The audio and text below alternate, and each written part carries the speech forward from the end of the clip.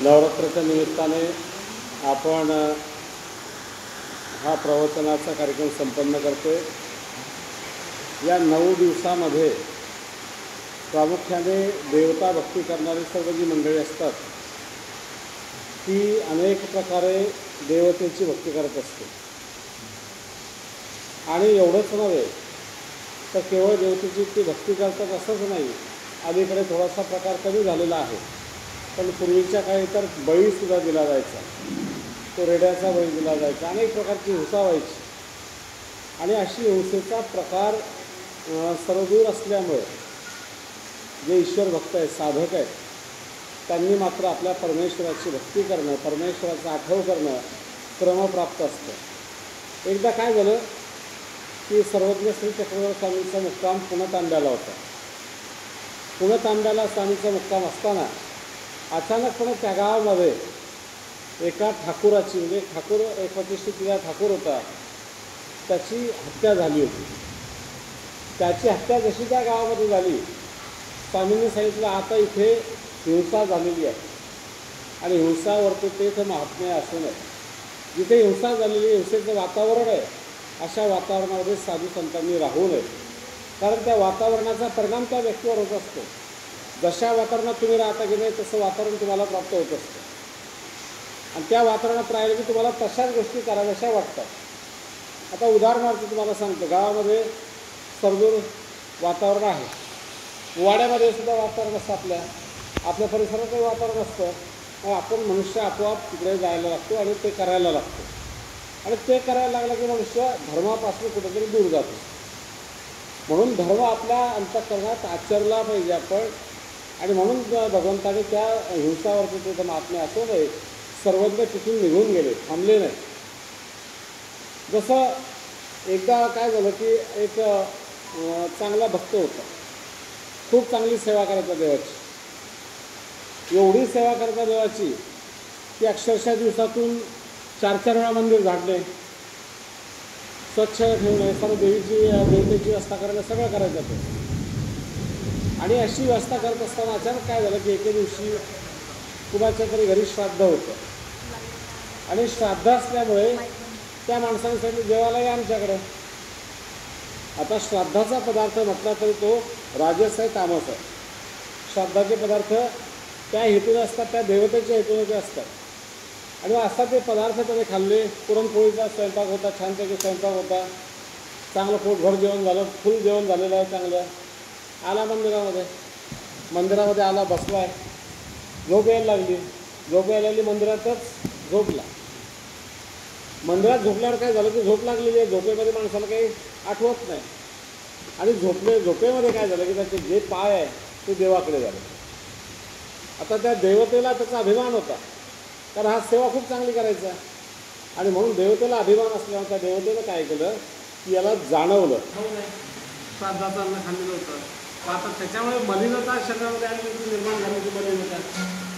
मग म्हणे आता माझी आई आहे तू म्हणे, आणि तू माझी आई असून एवढंही सण करत नाही कडे, आणखी पाहिला करून देवाकडे झोपलं झालं काय। एक अविधी झाला, अविधीचे प्रसरे, एक अविधी झाला का की एक खोटं बोलले तुम्ही, तिथे खोटं पचवण्यासाठी तुम्हाला 100 वेळा खोटं बोलावं लागतं। आणि म्हणून त्यांना आता ते झालं, त्याच्याकडे चूक झालेली पहिली, दुसरी चूक झाली त्याच्याकडे, पुन्हा देवतेकडे पाय करून झोपला, आणि मग काय झालं हळूहळू त्याच्या मनामध्ये मलिनता निर्माण झाली, आणि तो मग जसा आधी 4-4 वेळा स्वच्छ करायचा मंदिर, 4 वेळा तो 3 वेळा करायला लागला, 3 वेळा तो 2 वेळा करायला लागला, 1 वेळा करायला लागला, मग कधी करायचं, झाडायचं, झाडतही नसायचा, असा प्रकार सुरू झाला। आधी कोणाला येऊ देत नसायच्या, स्त्रिया आल्या तर स्त्रियांना येऊ देत नसायचं, दूरच ठेवायचा। त्याच दरम्यान स्त्री आली आहे ती म्हटली बाबा मला मी ठरावू का, ज्याला वाटलं तर आपल्याला एखादा झाडायचं अडचण होती की बाई झाड कोणतरी करेल म्हणे, राहायला लागली ती झाडझूड करायला लागली, मग ती झाडायची, स्वच्छ करायची, राहायला लागली, एकत्र आले, संबंध आल्यानंतर मुलं बाळ झाली, मुलं बाळ तिथे खेळायला लागली, घाण करायला लागली, मुलं बाळ घाण करायला लागल्यावर मग आता गावातले म्हटलं आता तुम्ही लेकरवाळे झाले, आता तुम्ही इथे काय राहू नका, तुम्ही असं करा गावात जाऊन राहू लागला। आता मुलं बाळा पत्नी सारा संसार सुरू झाला, संसार सुरू झाल्यावर त्यांना कमवायच्यासाठी काहीतरी करावं लागेल की नाही, शेतात जायचं, कधीतरी त्या शेतातून जाता येता त्या रस्त्यावर भरायचा आणि गुरुनाच हात धरायचा, जय देव. जो 4-4 वेळा देवाची सेवा करणारा होता, सदैव देवाची सेवा करणारा मनुष्य होता, तो काय करायला लागला की गुरुनाथ नमस्कार करायला लागला. हीच अवस्था आपली सुद्धा या वातावरणामध्ये होऊ शकते. आपण जेव्हा या पूर्ण देवता विकल्पाच्या माध्यमात असतो, त्या विकल्पाचा प्रभाव आपल्यावर परिणाम होऊन नक्कीच आपण त्यातून दूर जाऊ शकतो परमेश्वरापासून. आणि त्यासाठी आपण या 8 दिवसात 9 दिवसात जास्तीत जास्त देवपूजा, जास्तीत जास्त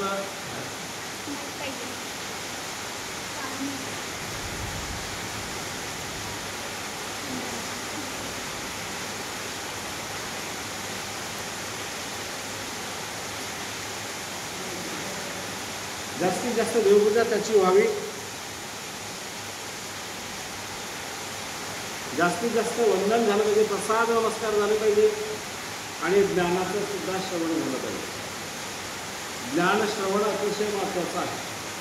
जसं आपण प्रसादाच्या बाबतीत ऐकलेलं आहे की प्रसाद वंदन केल्याने काय होतं की या जीवाची जी मलिनता असते ती दूर होते. परमेश्वर उदास झालेला परमेश्वर आपल्याला प्रसन्न होत असतो. परमेश्वर आपल्याला उदास आहे. परमेश्वर जर आपल्याला प्रसन्न असता तर परमेश्वरानं काय केलं असतं, आपल्याला प्रत्यक्ष भेट दिली असते. जेव्हा सर्वश्री चक्रवर्ती स्वामी होते तेव्हा आपल्याला भेट झाली असते त्या देवाची, परंतु आपली भेट होऊ शकली नाही. याचं कारण आपल्याला ते उदास आहे. आपण जेव्हा ते म्हटलेलं आहे ते केलं नाही, ऐकलं नाही. या परमेश्वराचा मूळ हेतू काय आहे की जीवांचा उद्धार करावा.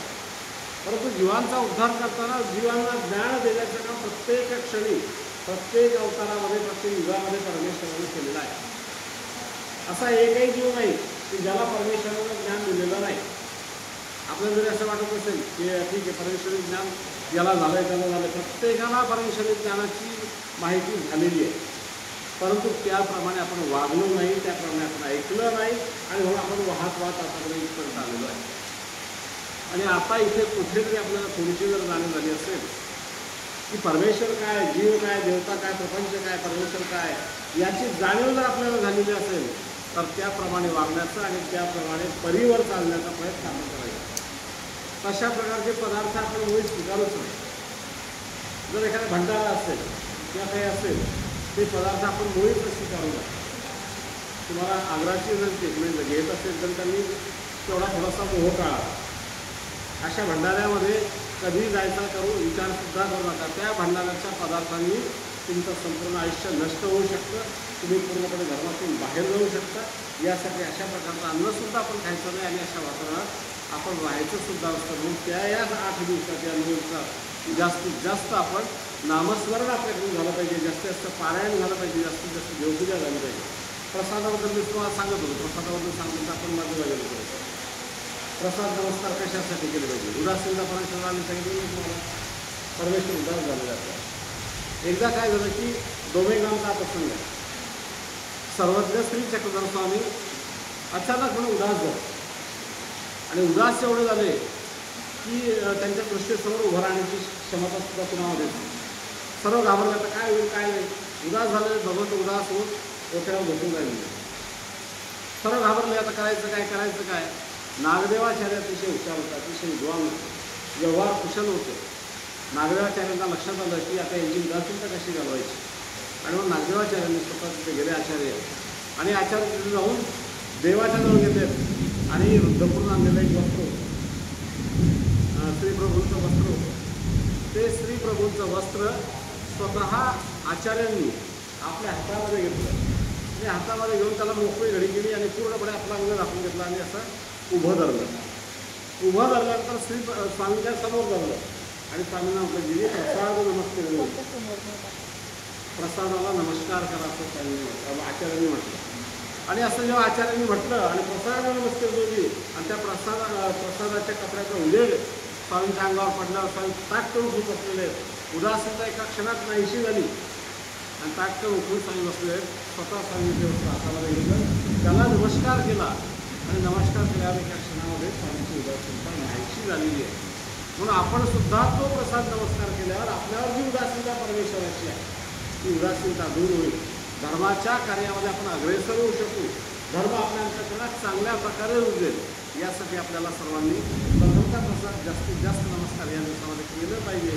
आपल्या घरामध्ये आपल्या परिवारामध्ये हे वातावरण जर असेल, निश्चितच या वातावरणाने तुम्हाला जसं आपण मोबाईलमध्ये बॅटरी चार्ज करतो, म्हणजे सकाळी सकाळी मोबाईल चार्ज करतो, दिवसभर मोबाईल वापरतो आपण. सकाळी सकाळी तुम्ही जर हा मोबाईल चार्ज केला तुमचा म्हणजे अध्यात्माचा, धर्माचा, तर नक्कीच दिवसभर तुमची ती ऊर्जा तुम्हाला प्राप्त राहील आणि दिवसभर तुम्हाला कुठेही कसलीही अडचण पडणार नाही. यासाठी जास्तीत जास्त आपण प्रसाद नमस्कार केले पाहिजे आणि देवपूजा केली पाहिजे.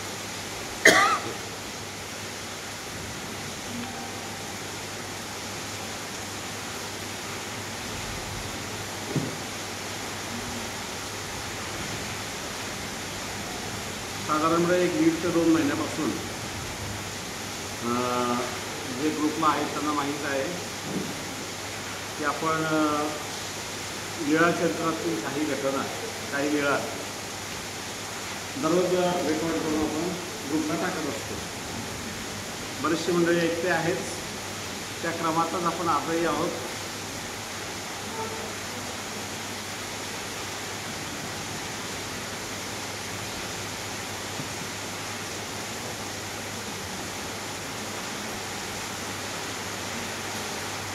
महालयचे भिक्षे गेल्यासाठी महालयचा भिक्षाला गेल्या होत्या. नांदेडच्या परिसरामध्ये स्वामींचा मुक्काम आहे आणि नांदेडच्या परिसरामध्ये स्वामी असल्यामुळे नांदेडच्या परिसरामध्ये फार घटना घडलेल्या आहेत, वेळा घडलेल्या आहेत. त्या परिसरामध्ये विष्णू स्वामी नावाचे एक प्रसिद्ध पुरुष होते, ज्यांचं त्या परिसरामध्ये चांगलं त्यांना मान्यता होती आणि त्या परिसरामध्ये त्यांना ईश्वर पुरुष म्हणून लोक मानायचे. चमत्कारिक माणसं होते आणि त्यांना विद्या प्राप्त होती, सिद्धी प्राप्त होती. सिद्धी कशी प्राप्त होती की ती भूतिका सिद्धी प्राप्त होती. एक अंगूठी होती, अंगठी होती अशी, ती अंगठी तोंडात काही घातली की ते अदृश्य व्हायचे, उडू शकायचे, असे सर्व प्रकार ते करायचे. आणि मग काय करायचं त्यांनी, ती अंगठी संध्याकाळच्या वेळी घेतली, तोंडात घातली की जायचं. गेलं की तुम्ही माझ्या घडला पत्र भरायचं, दिसतच बसायचं. तुम्ही आज काय जेवतोय, आज तुम्ही काय खाल्लं, तुम्ही काय गोष्टी बोलल्या, त्या सगळ्या यायचं घ्यायचं. आणि मग दुसऱ्या दिवशी तुम्ही मंदिरात आला की काल आपण जेवलं की नाही, हो जेवण याला कसं माहीत, हे नक्की विश्वास. अशी त्यांची प्रसिद्धी समजून झालेली होती. असे ते विष्णू स्वामी. आणि त्या विष्णू स्वामींच्याबद्दल सर्व लोकांना आश्चर्य होतं. आता मोठीपणाची हाव त्यांना खूप झालेली होती. बघा सर्वज्ञ म्हणत नाही, बाई एकुटी सोमवारी परवणी पडलेली होती. परवणी होती, सोमवारचा दिवस होता, व्रत होतं. खूप लोक आलेले होते गंगेमध्ये, गोदावरीमध्ये, आणि खूप लोकांची गर्दी जमलेली आहे. हजारोच्या संख्येने लोक तिथे आलेले आहेत. आणि अशा वेळी विष्णू स्वामींना असं वाटलं की आपली जी प्रसिद्धी आहे ती अधिकाधिक जास्त व्हावी. यासाठी त्यांनी सांगितलं की आज आम्ही सदैह स्वर्गाला जातो. लोकांना आश्चर्य, विष्णू स्वामी सदैव स्वर्गाला जातात आणि ईश्वर पुरुष त्यांना मानत होते. लोक म्हणतात ठीक आहे, काही हरकत नाही, विशेष काही ते जाऊ शकतात. आणि असं म्हणतात मी ती भूतिका तोंडात घातली आणि उडायला लावली. चालले चालले चालले लोक पाहतात, जय जयकार करतात, भजनं चाललेले आहेत, सर्व गोंधळ चाललेला आहे, जय जयकार चाललेला आहे आणि चाललं आहे. एवढा म्हणतायत उडतायत, चालले आकाशामध्ये लोक बघतायत. हजार लोक जय जयकार करतात, नमस्कार करतायत, बघतायत. आणि असे वर वर वर निघालेले आहेत जोर. तेवढ्याच झालं काय की वावटळ आली. वावटळ माहिती ना तुम्हाला काय म्हणतात, वाटवं म्हणतात मला. ते वाहटूळ आली. त्या वाहटूळमध्ये आता वाहटूळमध्ये माहिती तुम्हाला काय असतं, कचरा असतो, धूळ असते, सगळं घाण असते त्याच्यामध्ये. आणि ती कचरा धूळची वाहटूळ जशी आली तशी याच्या तोंडाकडे आली आणि नाकामध्ये ते कचरा शिरला. नाकामध्ये कचरा जसा शिरला तशी शिंक आली. शिंक आली की शिंकी अंगठी जी होती ती तोंडातून बाहेर पडली. आता अंगठी जशी बाहेर पडली तर सिद्धी संपली. सिद्धी संपला, सर सर सर सर खाली यायला लागले. लोक पाहतात वर चाललेले कसं काय खाली आले. पण नशीब असं की नदीला खूप पाणी होतं आणि नदीला पाणी असल्यामुळे काय झालं की ते नदीमध्ये पडले. त्या पाय वगैरे मोडला त्यांचा, पण मात्र वाचले ते. तरीसुद्धा लोक समजून घेत नाही. तरीसुद्धा लोक चमत्काराच्या मागे लागतात आणि त्याच पद्धतीने करत असतात. आणि म्हणून अशा प्रकारचा सांगतात की अशा प्रकारच्या पद्धतीने तुम्ही जर चमत्कार करत असाल, एखादा पुरुष तर त्याच्यावर विश्वास आपण ठेवू नये. देवच सर्व करणार आहे, देव सर्व काही करू शकतो, देवाशिवाय दुसरं तुम्ही मोठं नाही आहे. आणि देवाकडेच ते सामर्थ्य, तुमचे दुःख दूर करण्याचं सामर्थ्य फक्त केवळ परमेश्वरामध्ये. विधीने लिहिले सुदाम व्हाळी की भीक मागावी, विधीने लिहिले सुदाम व्हाळी की भीक मागावी. त्या सुदामाच्या नशिबामध्ये चटणीनं लिहिलं की तिनं भीक मागावी. आणि भगवंतानं काय केलं की भीक न मागावी, त्याच्यामध्ये न घातला. तो फक्त भगवंत न त्याच्यामध्ये घालू शकत होता. देवतेकडे ते सामर्थ्य नाही, देवता तुमच्या दुःख दूर करू शकत नाही, देवतांमध्ये ते सामर्थ्यही नाही आहे. आणि म्हणून देवता त्या करू शकत नाही, भगवंतानं मात्र भीक न मागावे केलं आणि त्याला राज्य दिलं. हे सामर्थ्य फक्त परमेश्वरानं. आणि आपली जी आई आहे, आपलं जे आराध्य आहे, आपण त्याला सांगितलं पाहिजे मला काय दुःख आहे. तुमचं दुःख दूर करण्याचं सामर्थ्य त्यांच्यामध्ये आहेच, परंतु तुम्हाला काय पाहिजे. जसा मुलगा असतो, छोटा मुलगा असतो, 4 वर्षाचा 5 वर्षाचा मुलगा आहे, त्याला काय पाहिजे हे त्याच्या आईला समजतं. त्याच्यासाठी काय योग्य आहे हे आईला समजतं. तो काहीही मागेल आणि आई देणार नाही. त्याला जे योग्य आहे तेच आई त्याला देतो. तशाच प्रकारे परमेश्वरसुद्धा आपल्याला तेच देत असतो जे तुमच्यासाठी योग्य आहे. तुम्हाला बऱ्याच असं वाटतं की आम्ही एवढे तपश्चर्या करतो, एवढा देवधर्म करतो, एवढं सर्व काही करतो, परंतु देव आम्हाला प्रसन्न होत नाही, देव आम्हाला देत नाही, आम्हाला जे पाहिजे ते मिळत नाही, असे आपल्याला खूप वाटत असतं. परंतु देवाला चांगलं माहिती की तुम्हाला काय द्यायचं आहे आणि देव तेच तुम्हाला देत असतो जे तुमच्यासाठी योग्य आहे. म्हणून देवाच्या भरवशावर, देवाच्या विश्वासावर आपण आपलं संपूर्ण जगणं सोडायचं. देवाच्या भरवशावर जर तुम्ही जगणं तुमचं सोडाल तरच तुमचं खऱ्या अर्थाने भलं होऊ शकतं. आणि म्हणून त्या देवाच्या भरोशावर आपण वागायचं आहे, देवाच्या पद्धतीने वागायचं आहे. आणि अशा बाकीच्या गोष्टींवर विश्वास ठेवून काही प्राप्त होणार नाही. तो भगवंतच सर्व काही करणार आहे.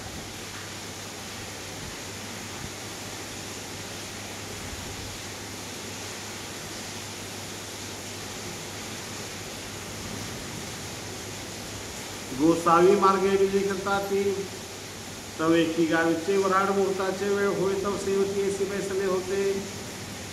गोसावी सर्वज्ञातले रस्त्यावर निघालेले आहेत. तेवढ्यात एका गावाने काय झालं की वराड, लग्नाचं वराड आलेलं होतं, मुहूर्ताची वेळ झालेली होती. आणि मुहूर्ताची वेळ झाली, शेवंतीला बसले. शेवंती असतं ना आपल्याकडे, शेवंतीच म्हणतात ना, त्या शेवंतीला ते बसले होतं वराड. आता मुहूर्ताची वेळ टळून जाते, ते आपल्याला वेळ लागत नाही. मुलं तिकडे नाचत राहतात. त्यांचा तो डीजे असतो, त्या डीजेमध्ये मुलं नाचायला लागतात. मुलांना मुहूर्ताची गरज आहे, कशाची गरज नाही, त्यांना फक्त नाचायला पाहिजे. आणि तशा प्रकारे शेवंतीला हे लोक बसलेले आहेत. गोसावी ते तुम्ही जे गेले, स्वामी त्या शेवंतीच्या ठिकाणीच गेले स्वतः. बोलवलेलं नाही, मग कोणीच म्हटलेलं नाही या म्हणून. ते तासन झाले, मग ती येते अशी सावमी आली आणि मग ते सर्व लोक स्वामीच्या समोर आले. या म्हणे.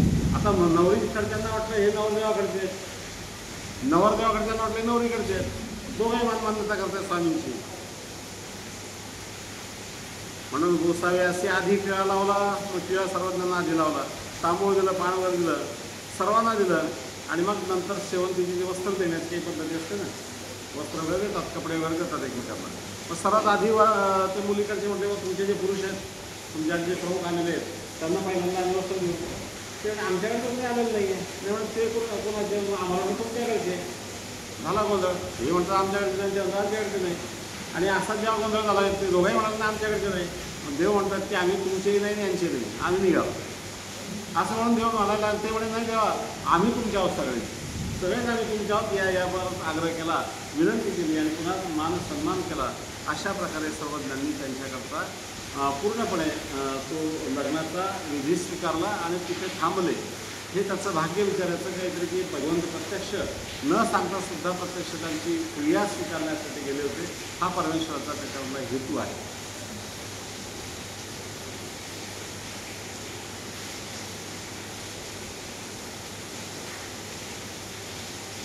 उकिरडा पहुडून गोसावी पाणी पात्रासी विजय केले, ते वेळी निरीक्षण केले.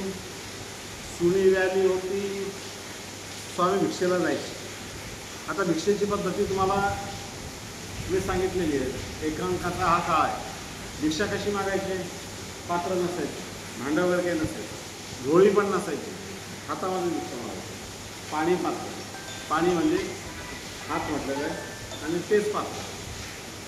आणि पाणी पात्र म्हणून ते भिक्षा मागायचे. मग भिक्षेला जाताना एका ठिकाणी बघितलं की एका ठिकाणी कुत्री जे होते ना ती गालेली होती आणि तिथं असं त्या उकिरड्यामध्ये असं खोल खड्डा करतात ना कुत्रे, तसा खोल खड्डा करून ठेवलेला होता. मग देवानं बघितलं ठीक आहे, छान आहे, काय हरकत नाही. दुसऱ्या दिवशी सकाळी भगवंतानं काय केलं, ते कुत्रे तरी निघून गेले होते. देव गेले आणि त्या खड्ड्यामध्ये जाऊन झोपून राहिले. आता झालं काय की सकाळी सकाळी बाहेर उठतात. पूर्वीची पद्धती होती की सकाळी पहिल्यांदा राख काढायची चुलीमधली राख काढायची, ती फेकून यायची, नंतर चूल सारवायची आणि ते सगळं करायचं बाया. आता बाया काय ओटाई पुसत नाही, गॅस ओटाई पुसत नाही आणि ते शेगडी पुसत नाही. तसा स्वयंपाक असतो बायांचा. मग बायांनी काय करायचं, ते राख घ्यायची आणि नेऊन टाकायची. आता सकाळी अंधार होता, त्या बायांना काही दिसलं नाही, बाया आणून टाकायच्या, देवाच्या अंगावर टाकून दिली राख. आता ती गरम गरम राख लागायची. देव काय म्हणतात की जसे जसे गरम गरम राख आमच्या अंगावर पडायची तसं तसं आम्हाला झोप लागली चांगली, म्हणे घोरायला लागलो आम्ही. आणि अशा प्रकारे चांगलं राख आणून टाकले. सर्व देव बापून गेलेले आहेत त्याच्यामध्ये आणि झोपलेले आहेत, घोरायला लागले. उजेड झाला, थोड्या वेळ उजाडलं, लोक यायला जायला लागले आणि यायला जायला लागल्यावर आवाज यायला लागला, अरे मी इथून तर कोणतरी घोरतंय. आणि घोरतंय म्हटलं लोक जमले, 10, 15, 20, 25 लोक आले, सगळे जमले. आणि लोक जमल्यावर मग आता काय झालं म्हणजे काय झालं. आणि मग देवाला जाग आली. देव उठले, अंग झटकलं, निघून गेले. झालं काय की लोक घाबरले. जुन्या काळचे लोक, ते धर्मभिरू लोक, अरे म्हणजे हा काय प्रकार, हा काही वेगळा प्रकारचा. उकिरड्यानं माणसाला जन्म दिला. हे आपल्या गावात फार मोठं संकट आलं. याचं काहीतरी विचारलं पाहिजे. ब्राह्मणगावाकडे गेलं पाहिजे. ब्राह्मणगावाकडे गेले, सांगितलं असं असं अजब घटना घडली आपल्या गावामध्ये. त्याकडे पेपर नव्हते, फेसबुक नव्हतं, व्हॉट्सअप नव्हतं, सोशल मीडिया काही नव्हती. ब्राह्मणगावाकडे गेलं, सांगितलं असं असा अजब प्रकार आपल्याकडे घडला आहे की उकिरड्यानं माणसाला जन्म दिला आहे. आता काय करायचं, याचं काय निदान आहे. कोण होतं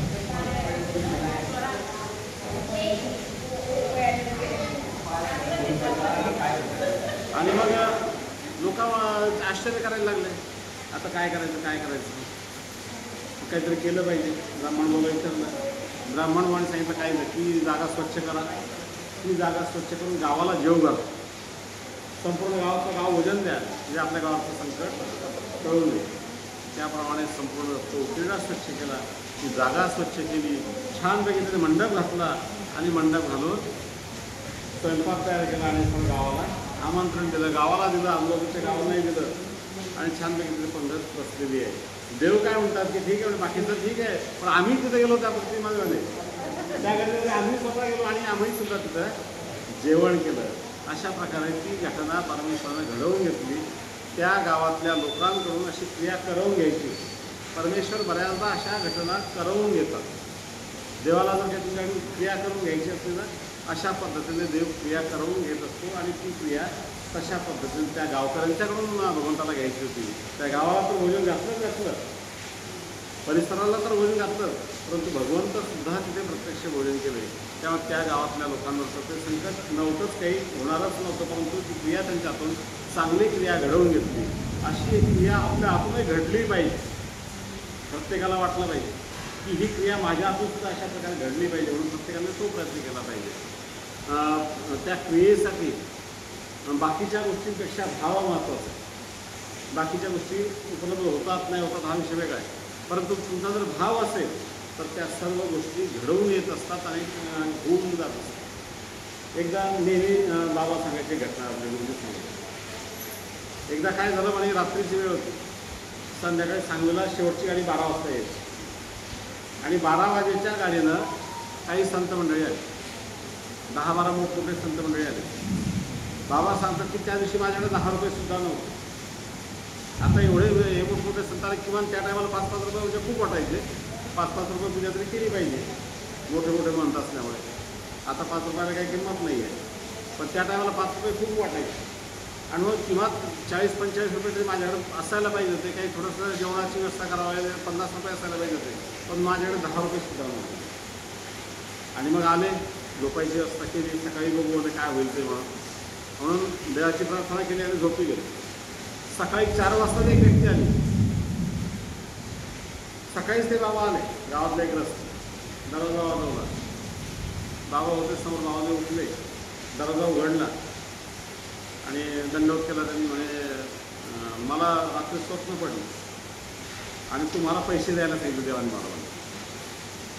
म्हणे कशासाठी? नाही म्हणे मला ते माहीत नाही, पण देवाने मला तुम्हाला पैसे द्यायला सांगितलं स्वप्नामध्ये.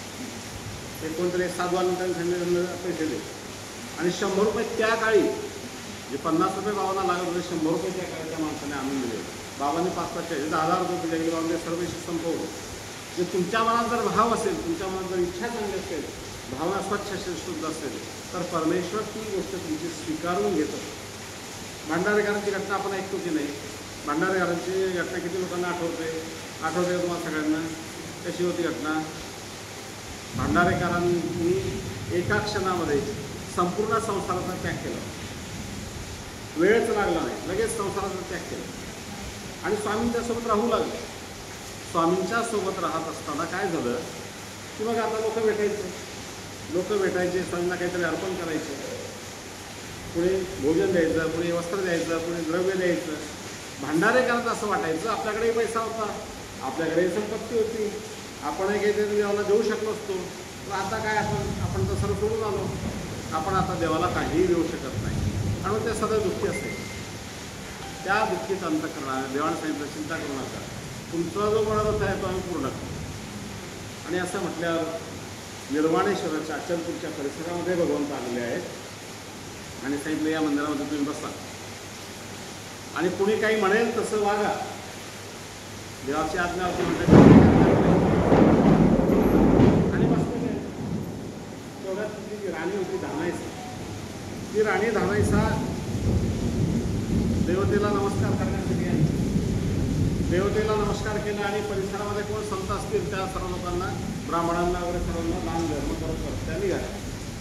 आता मागच्या बाजूला बसलेले भांडारेकरांकडे आल्यावर बघितल्यावर लक्षात आलं की हा सामान्य पुरुष नाही, हा कोणीतरी श्रेष्ठ पुरुष आहे, यांना आपण आपल्या घरी नेलं पाहिजे अशी भावना त्यांच्या मनात निर्माण झाली.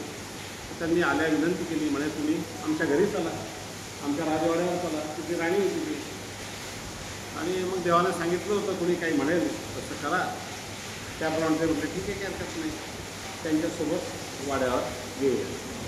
राजवाड्यामध्ये गेला, त्यांना बसायला टाकलेलं आहे आणि छानपैकी आसन तयार केलं. 5 पायऱ्याचं आसन तयार केलेलं आहे. कपडे वस्त्र वगैरे चांगले भारी त्याच्यावर टाकलेले आहेत आणि आसन छान तयार झालं.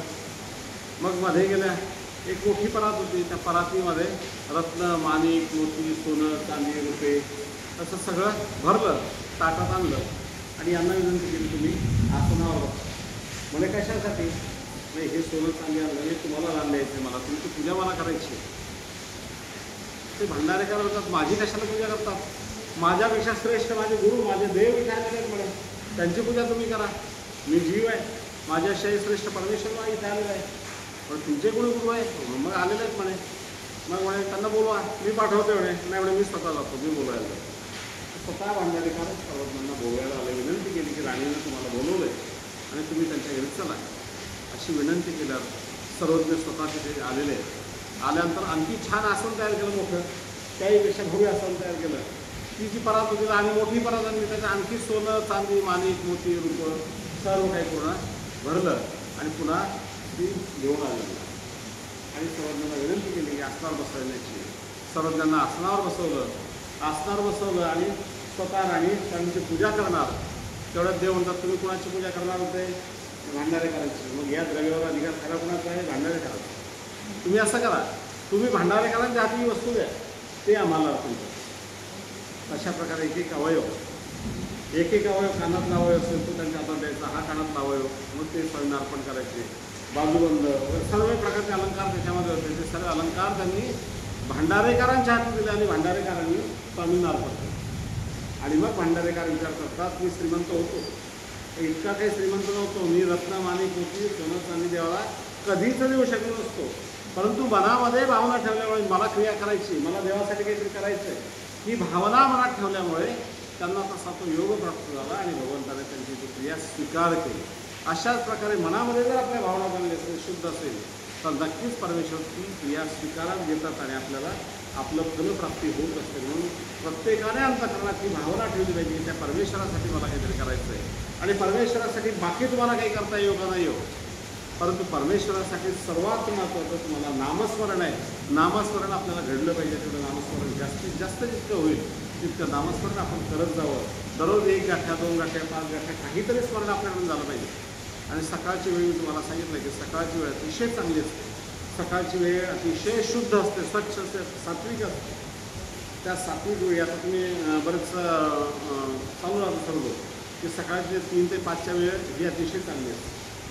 त्या 3 ते 5च्या वेळेत जर तुम्हाला जाग येत असेल आणि तुम्हाला जागृती येत असेल तर नक्कीच तुमचं भाग्य आहे. तुम्हाला कुणीतरी आठवण काढतं असं म्हटलं, तो आठवण तो परमेश्वर करतो. बाईसांनी विचारलं ना की आम्ही तुमचं चिंतन करतो, तुम्ही कोणाचं चिंतन करता? भगवंतानं हे सगळं जीवात येतील. सर्व जीवांचं चिंतन परमेश्वर त्यावेळी आपलं चिंतन करत असतो. आणि त्यावेळी जर आपण झोपलेलो असतो तर ती कृपादृष्टी भगवंताची आपल्यावर निघून जाईल. म्हणून त्यावेळी आपल्याला आपलं स्मरण त्या भगवंताचं जर झालं तर नक्कीच त्याचा लाभ तुम्हाला होईल आणि तुमच्या जीवनाचा उद्धार झाल्याशिवाय राहणार. दंडवत करा.